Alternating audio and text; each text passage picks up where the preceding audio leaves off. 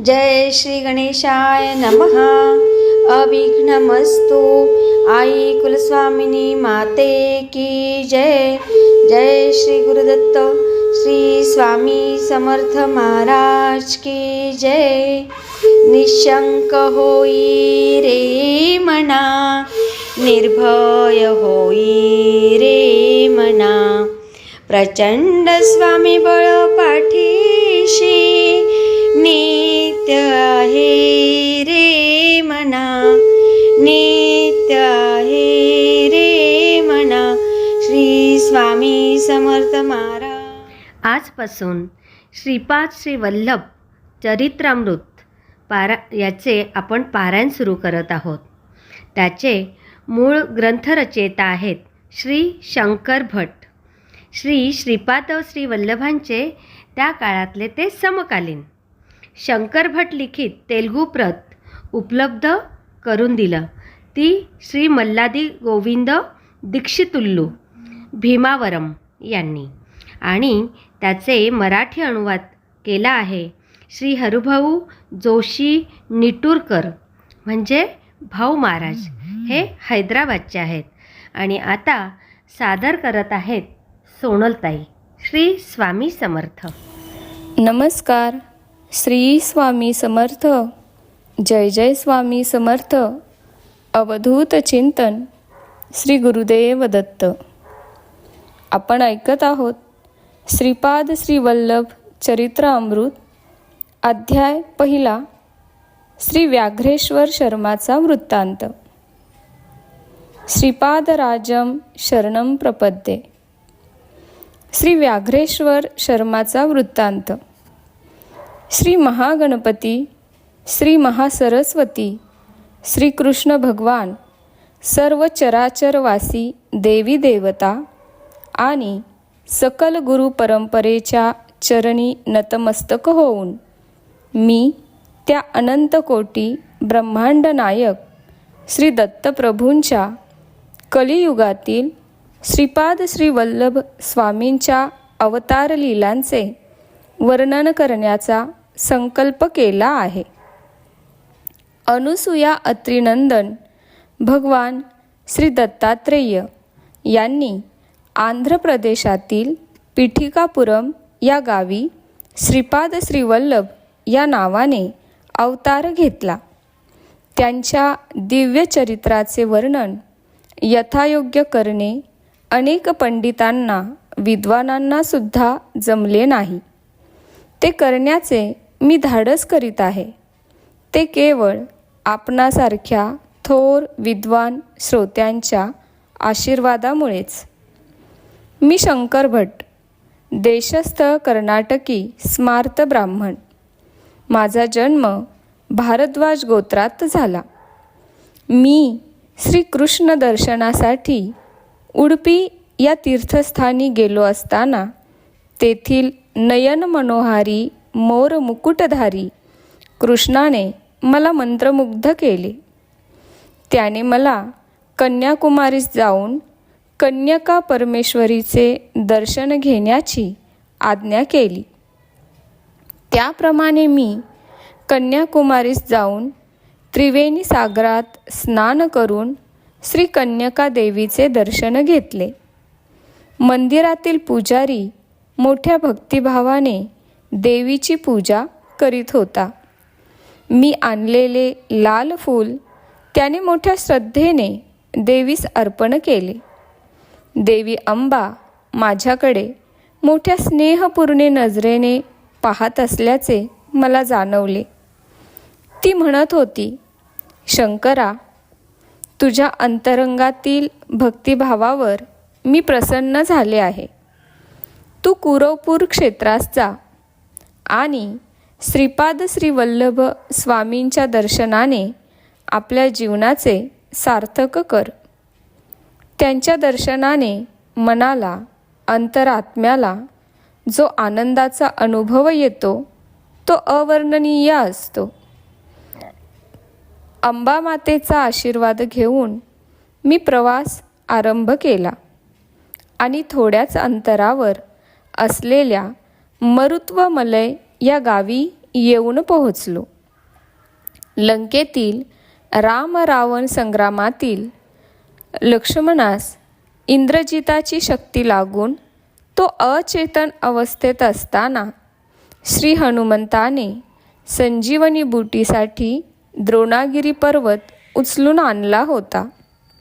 लक्ष्मण संजीवनी बुटीने सजीव झाल्यावर हनुमंत तो पर्वत स्वस्थानी घेऊन जात असताना त्याचा एक मोठा तुकडा इथे पडला. त्याचेच नाव मरुत्वमलय असे पडले. हे स्थान अत्यंत रम्य आहे.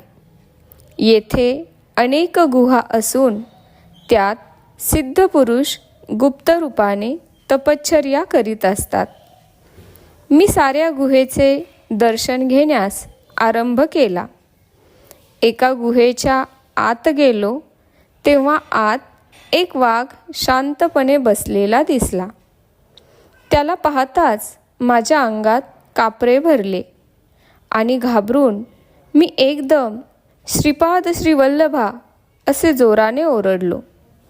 त्या निर्जन अरण्यात माझ्या आरोळीचा प्रतिध्वनी तितक्याच मोठ्या आवाजात ऐकू आला.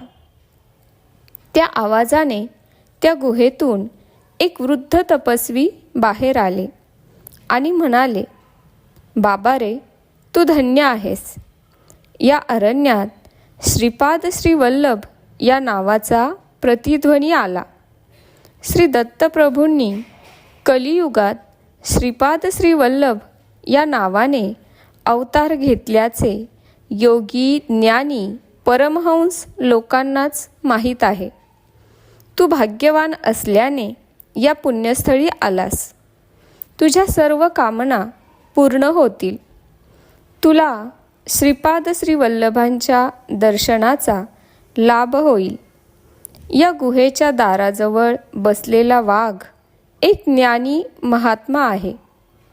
त्याला नमस्कार कर. मी अत्यंत नम्र भावाने त्या वाघास नमस्कार केला. त्या वाघाने लगेच ओंकाराचा उच्चार केला. त्या आवाजाने सारा मरुत्वमलय पर्वत दुमदुमला. नंतर त्या व्याघ्राने श्रीपादराजम शरणम प्रपद्ये असे सुस्वरात प्रभूंना आळविले. याच वेळी एक चमत्कार झाला. त्या वाघाच्या ठिकाणी एक दिव्य कांतिमान पुरुष प्रकट झाला. त्याने त्या वृद्ध तपस्व्यास साष्टांग प्रणिपात केला आणि क्षणार्धात आकाशमार्गाने निघून गेला. त्या वृद्ध तपस्व्याने मला त्यांच्या गुहेत मोठ्या आग्रहाने नेले. गुहेत गेल्यावर त्यांनी केवळ संकल्पाने अग्नी प्रज्वलित केला. त्यात आहुती देण्यासाठी लागणारे पवित्र साहित्य, मधुर फळे यांची निर्मिती केली. वैदिक मंत्रोच्चारासह या सर्व पदार्थांची अग्नीत आहुती दिली. ते वृद्ध तपस्वी सांगू लागले, या संसार कलियुगात यज्ञ, याग वगैरे सारे सत्कर्म लुप्त झाले आहेत. पंचभूतात्मक सृष्टीतून सर्व लाभ करून घ्यायचा, परंतु त्या दैवतांचे मात्र विस्मरण करायचे, असा मानवाचा धर्म झाला आहे. देवांची प्रीती प्राप्त करण्यासाठी यज्ञ करावेत व त्यांना संतुष्ट करावे. त्यांच्या कृपाप्रसादानेच प्रकृती अनुकूल होते. प्रकृतीमधील कोणत्याही शक्तीचा प्रकोप माणूस सहन करू शकत नाही. प्रकृतीमधील शक्तींची मानवाने यथायोग्य मार्गाने शांती करावी. नसता अनेक संकटे उद्भवतात. मानवाने धर्माचरण न केल्यास प्रकृती शक्ती त्याची यथाकाली देते. लोकहितासाठी मी हा यज्ञ केला आहे. या यज्ञाचे फल म्हणून तुला श्रीपाद श्री वल्लभ स्वामींचे दर्शन होईल. जन्मजन्मांतरीचे पुण्य फळास आले म्हणजे असे लाभ घडतात. त्या वृद्ध तपस्व्याच्या मुखातून वाहणाऱ्या या पवित्र वाक्यगंगा ऐकून मी अगदी भारावून गेलो आणि अत्यंत नम्रतेने त्यांना साष्टांग दंडवत घातले. मी त्या तपस्व्यांच्या चरणी प्रार्थना केली, हे ऋषीवर, मी पंडित नाही, योगी नाही, साधक नाही, मी एक अल्पज्ञ आहे. माझ्या मनातील संदेहाची निवृत्ती करून आपण मला आपला वरदहस्त माझ्या मस्तकी ठेवण्याची कृपा करा. त्या महापुरुषाने माझ्या शंकेचे समाधान करण्याचा मनोदय दर्शविला. मग मी म्हटले, हे सिद्ध मुनिवर्या, मी कन्यका देवीचे दर्शन घेताना देवीने सांगितले होते की कुरवपुरी जाऊन श्रीपाद श्री वल्लभ स्वामींचे दर्शन घ्यावे. मी तेथे जाण्यासाठी निघालो असताना मार्गात आपले व व्याघ्ररूपी महात्मांचे दर्शन झाले. ते कोण होते? तसेच दत्तप्रभू म्हणजे कोण याविषयी कृपया विस्तारपूर्वक सांगावे. तेव्हा त्या वृद्ध तपस्व्याने सांगण्यास सुरुवात केली. या आंध्र प्रांतातील गोदावरी मंडलातील अत्री मुनींची तपोभूमी अशा नावाने प्रसिद्ध असलेल्या आत्रेयपूर ग्रामात एक काश्यप गोत्रीय ब्राह्मण कुटुंब वास्तव्य करीत होते. त्यांना परमेश्वराच्या कृपाप्रसादाने एका पुत्राचा लाभ झाला. ब्राह्मण अत्यंत विद्वान, आचारसंपन्न होता, परंतु पुत्र मात्र मतिमंद होता. आईवडिलांनी त्याचे नाव व्याघ्रेश्वर असे ठेवले. व्याघ्रेश्वर मोठा होऊ लागला, परंतु त्याच्या बुद्धीची वाढ मात्र होत नव्हती. पित्याने त्याला शिकविण्याचे खूप प्रयत्न केले, परंतु त्यास संपूर्ण संध्यावंदनसुद्धा करता येत नसे. एवढ्या विद्वान ब्राह्मणाचा पुत्र आणि असा अज्ञानी, अशी गावातील लोकांनी सारखी टोचणी त्याला ऐकावी लागे. लोकांची ही सारखी टोचणी त्याला अत्यंत दुःखदायक वाटे. एका ब्रह्ममुहूर्तावर त्यास स्वप्न पडले. त्यात त्याला एका दिव्य बालकाचे दर्शन झाले. ते बालक आकाशातून खाली येत होते. त्याचे चरणकमल भूमीस लागताच भूमीसुद्धा कांतिमान झाली. तो बालक हळूहळू पावले टाकीत व्याघ्रेश्वराकडे आला आणि म्हणाला, मी असताना तुला भय कशाचे? या ग्रामाचे व माझे अरुणानुबंध आहेत. तू हिमालयातील बदरिकारण्यात जा, तेथे तुझे सारे शुभ होईल. एवढे सांगून तो बालक अंतर्धान पावला. त्या दिव्य बालकाच्या संदेशानुसार व्याघ्रेश्वर शर्मा हिमालयातील बदरिकारण्यात जाण्यास निघाला. मार्गात त्यास अन्नपाण्याची काहीच अडचण पडली नाही. श्री दत्तकृपेने त्याला वेळेवर अन्नपाणी मिळे. मार्गात एक कुत्रा भेटला व तो त्याच्याबरोबर बदरी वनापर्यंत सोबत होता. या प्रवासात त्यांनी उर्वशी कुंडात स्नान केले. याच वेळी एक महात्मा आपल्या शिष्य समुदायासह उर्वशी कुंडात स्नानासाठी आले. व्याघ्रेश्वराने त्या गुरुवर्यांना साष्टांग नमस्कार केला आणि माझे शिष्यत्व स्वीकारावे अशी नम्र प्रार्थना केली. त्या महान गुरुवर्याने शिष्य करून घेण्याचे मान्य केले आणि आश्चर्य असे की तात्काळ बरोबर आलेले ते कुत्रे अंतर्धान पावले. त्यावेळी ते महात्मा म्हणाले, हे व्याघ्रेश्वरा, तुझ्याबरोबर आलेला तो श्वान तुझ्या पूर्वजन्मातील केलेल्या पुण्याचे द्योतक होते. त्याने तुला आमच्या स्वाधीन करून ते अंतर्धान पावले. श्रीपाद श्री वल्लभ स्वामींच्या कृपेमुळेच तू येथे आलास आणि या पुण्यप्रद कुंडात स्नान करू शकलास. ही नरनारायणाच्या वास्तव्याने पुनीत झालेली तपोभूमी आहे. त्यावर व्याघ्रेश्वर म्हणाला, हे गुरुदेवा, श्रीपाद श्री वल्लभ कोण आहेत? त्यांनी माझ्यावर एवढी कृपा का केली? गुरुदेव म्हणाले, ते साक्षात दत्तप्रभूच आहेत. त्रेतायुगात भारद्वाज महर्षींनी सावित्री काठक चयन नावाचा महायज्ञ श्री क्षेत्र पिठिकापुरम येथे संपन्न केला होता. त्या यज्ञप्रसंगी शिवपार्वतींना आमंत्रित केले होते.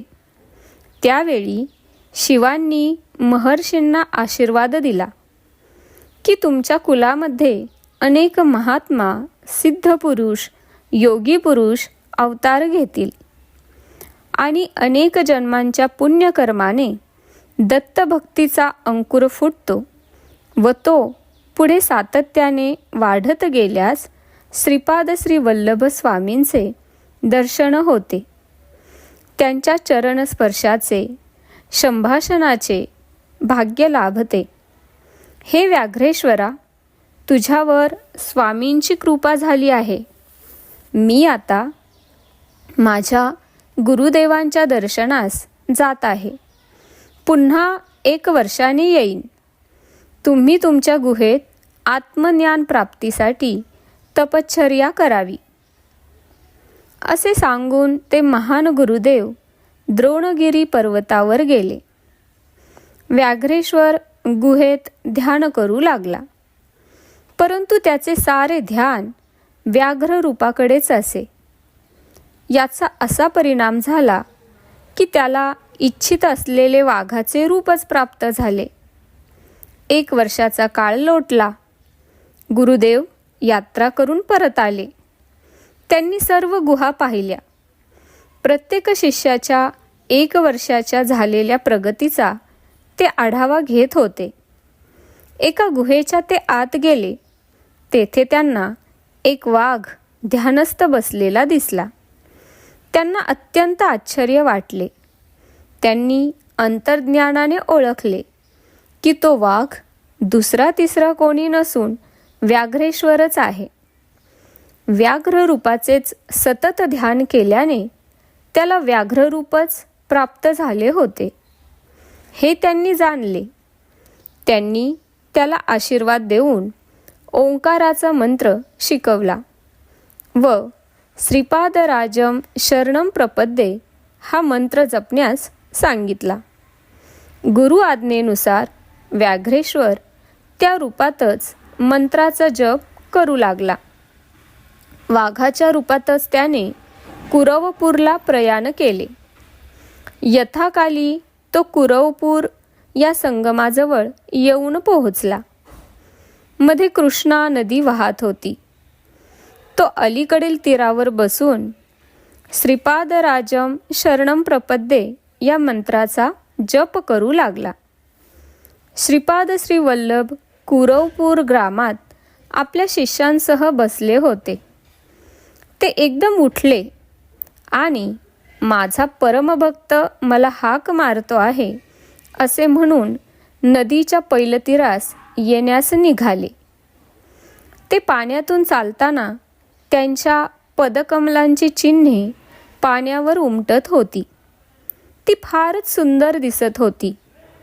स्वामी पैलतीरावर पोहोचल्यावर व्याघ्रेश्वराने त्यांच्या दिव्य चरणांवर मस्तक ठेवून अत्यंत भक्तिभावाने नमस्कार केला.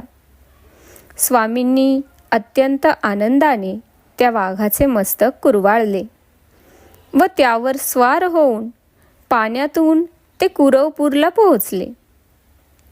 वाघावर बसून आलेले बघून सर्वांना याचे फार आश्चर्य वाटले. ते वाघावरून उतरताच त्या वाघाच्या शरीरातून एक दिव्य पुरुष बाहेर आला. त्याने आपल्या देहाचे व्याघ्राजीन म्हणजे वाघाचे कातडे स्वामींचे आसन म्हणून स्वीकार करावा अशी विनंती केली. तो श्रींच्या चरणी अत्यंत भक्तिभावाने नतमस्तक झाला. त्याचे अष्टभाव जागृत होऊन प्रेमभावाने त्याने स्वामींच्या चरणांवर आपल्या नेत्रातील अश्रूंनी अभिषेक केला. मोठ्या प्रेमभराने स्वामींनी त्याला उठविले आणि म्हणाले, हे व्याघ्रेश्वरा, तू एका जन्मात अत्यंत बलशाली असा मल्ल होतास. तेव्हा तू वाघांशी युद्ध करून त्यांना अतिक्रूरतेने वागवित होतास. त्यांना वेळेवर अन्नपाणीसुद्धा देत नव्हतास. त्यांना साखळीने बांधून लोकांच्या प्रदर्शनासाठी ठेवित होतास. या दुष्कर्मामुळे तुला अनेक नीच जीवजंतूंच्या योनीत जन्म घ्यावा लागला.